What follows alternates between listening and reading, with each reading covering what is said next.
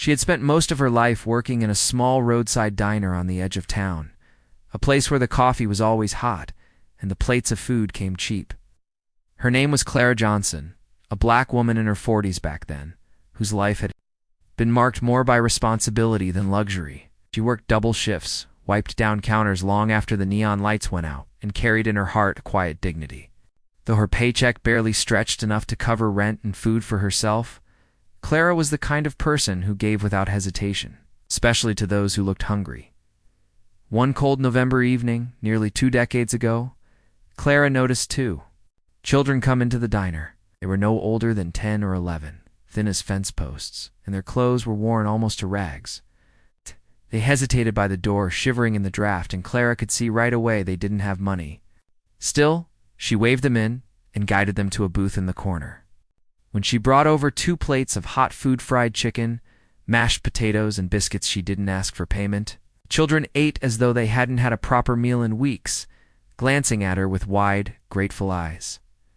Clara later learned their story in fragments. Their parents had died in an accident not long before, and they were bouncing between relatives, none of whom could really care for them. They were orphans in the rawest sense, without security, without a future. That looked steady. Clara felt her chest tighten as she listened. She had grown up poor herself and knew what it meant to feel invisible in the world. That night, she slipped a bag of leftovers into their hands before they left, pressing her own few dollars into the boy's pocket so he could buy something warm. Children came back often. Sometimes they were gone for weeks, sometimes for months, but whenever they appeared, Clara made sure they never left hungry. She fed them meals, sometimes packed food for them to take, and even managed to find old coats from her church to give them. To her, it wasn't charity. It was simply doing what was right. She never expected thanks, never thought of it as anything extraordinary. Years passed. The children grew older, eventually disappearing from Clara's life, but she wondered about them from time to time, but life in the diner moved on. Customers came and went, tips were meager, and Clara's hands grew rough with years of scrubbing plates. Still, she held her quiet kindness like a compass.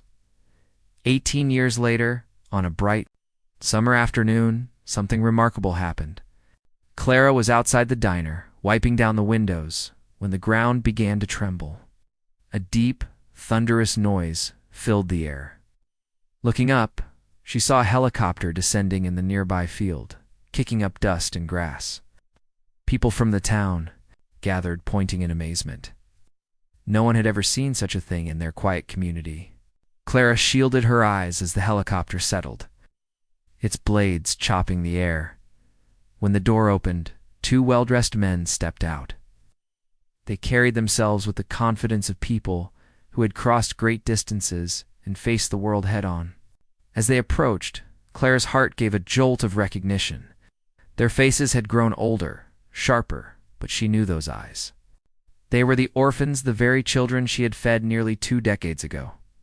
The taller of the 2, now a man in a tailored suit, smiled broadly as he walked toward her, called her name, Miss Clara, and his voice cracked with emotion. Before she could react, he wrapped her in an embrace so strong she could hardly breathe. The younger one followed, tears already streaming down his cheeks. The crowd watched in stunned silence as these successful men clung to the waitress in her faded apron, as though she were their own mother. Through broken words and trembling voices, they explained. After those difficult years of childhood, they had been placed into a foster program that eventually helped them find stability. With grit and determination, they pursued education, and one became a pilot while the other built a successful company. They had never forgotten the woman who had shown them kindness when the world had turned its back. Those meals, those warm smiles, the way she had treated them with dignity. They carried those memories like anchors through every hardship. Now, they had returned to honor her. The helicopter wasn't just for show, was their way of arriving in style to give back. To the woman who had once given them everything she had.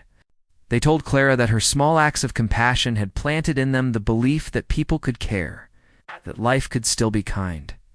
And that belief had fueled them through years of struggle. Tears welled in Clara's eyes as they took her hand and led her toward the helicopter. "You gave us food when you had so little," one of them said softly. "Now let us feed you for the rest of your life." The crowd erupted in applause. Townsfolk who had once overlooked Clara now realizing the quiet greatness she had carried all along. That day marked a turning point. Clara was whisked away, not just for a ride in the helicopter, but for a life she had never dared to imagine. They provided for her, bought her a new home, and ensured she never had to scrub another plate unless she wanted to. Yet what moved Clara most was not the gifts or the attention. It was the knowledge that her simple act of kindness had echoed through time, shaping the destiny of two lost children who had grown into extraordinary men. Her story became one of inspiration in the town, whispered in churches, schools, community gatherings. The tale of a black waitress who fed two orphans, yet never asking for anything in return, and how that kindness circled back in the most extraordinary way by helicopter. No less. And though Clara never sought recognition, she carried within her the quiet joy of knowing that love given freely never disappears. It lingers, it grows, and sometimes even 18 years later, it lands right back at your feet in a roar of blades and a rush of wind.